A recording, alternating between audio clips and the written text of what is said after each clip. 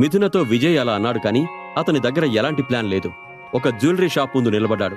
ఒక ఉంగరం వైపు చూస్తూ ఏదో ఆలోచిస్తున్నాడు. అప్పుడే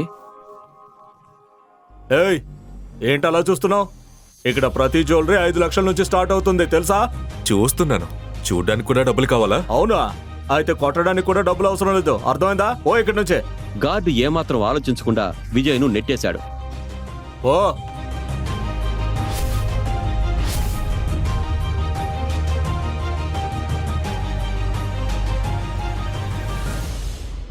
మిథున నానమ్మకు ఏం గిఫ్ట్ ఇవ్వాలో విజయ్ ఆలోచిస్తున్నాడు. అప్పుడే జ్యువెలరీ షాప్ సెక్యూరిటీ గార్డ్ పోలీసులతో అక్కడికొచ్చాడు. సార్, అదిగో అక్కడే ఉన్నాడు. అదిగో వాడే. ఈ ప్రశ్నలకు సమాధానాలు తెలుసుకోవాలంటే నెక్స్ట్ ఎపిసోడ్ వినాల్సిందే. క్రింద ఇచ్చిన లింక్ ని క్లిక్ చేసి పాకెట్ ఎఫ్ఎం యాప్ ని ఇన్స్టాల్ చేసుకోండి. Stay tune to pocket FM.